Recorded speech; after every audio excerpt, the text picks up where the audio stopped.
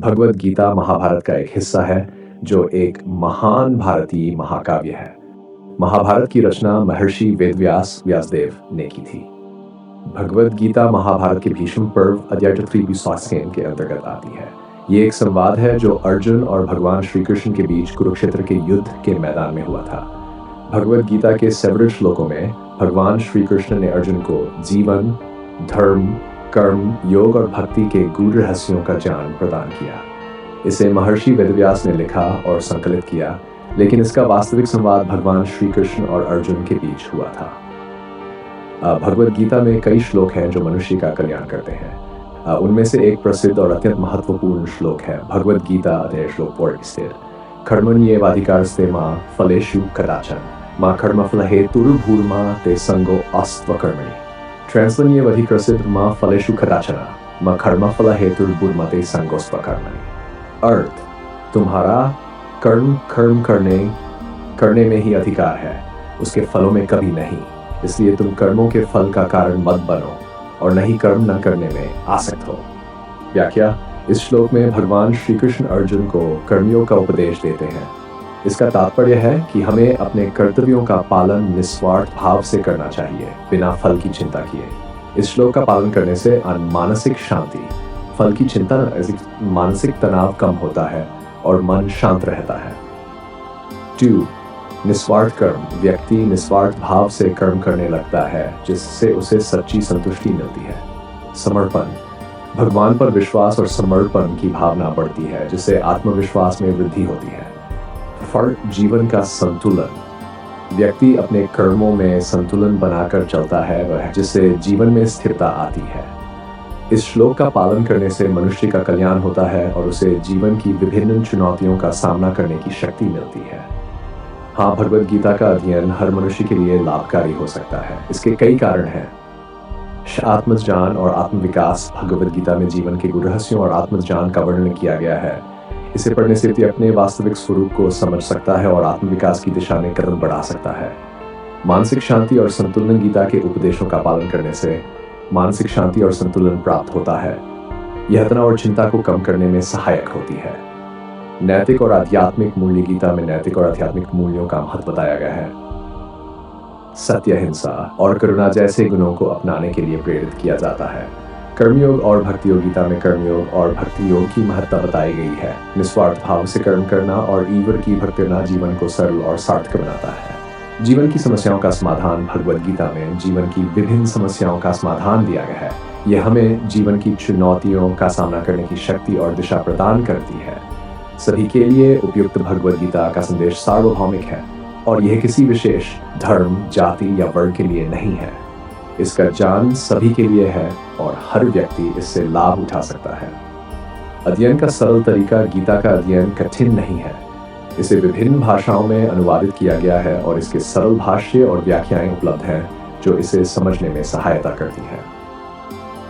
निष्कर्ष, भगवद गीता का अध्ययन हर मनुष्य के लिए लाभकारी है।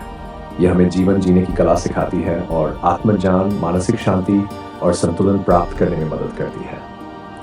इसका नियमित पाठ और मनन जीवन को सार्थक और खुशहाल बना सकता है। भगवद गीता में कई श्लोक हैं जो मनुष्य का कल्याण करते हैं। उनमें से एक प्रसिद्ध और अत्यंत महत्वपूर्ण श्लोक है भगवद गीता अध्याय श्लोक 4 कर्मण्येवाधिकारस्ते मा फलेषु कदाचन मा कर्मफल हेतुर्भूर्मा ते संगो अस्त्वकर्मणि।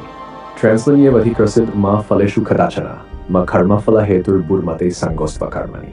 अर्थ, तुम्हारा कर्म करने में ही अधिकार है, उसके फलों में कभी नहीं। इसलिए तुम कर्मों के फल का कारण मत बनो और नहीं कर्म न करने में आसक्त हो।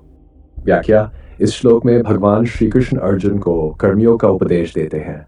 इसका तात्पर्य है कि हमें अपने कर्तव्यों का पालन निस्वार्थ भाव से करना चाहिए, बिना फल की चिंता किए। इस श्लोक का पालन करने से मानसिक शांति, फल की चिंता, मानसिक तनाव कम होता है और मन शांत रहता है।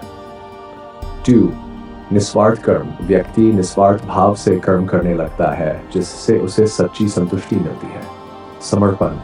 भगवान पर विश्वास और समर्पण की भावना बढ़ती है, जिससे आत्मविश्वास में वृद्धि होती है। फर्क, जीवन का संतुलन। व्यक्ति अपने कर्मों में संतुलन बनाकर चलता है वह जिससे जीवन में स्थिरता आती है। इस श्लोक का पालन करने से मनुष्य का कल्याण होता है और उसे जीवन की विभिन्न चुनौतियों का सामना करने की शक्ति मिलती है।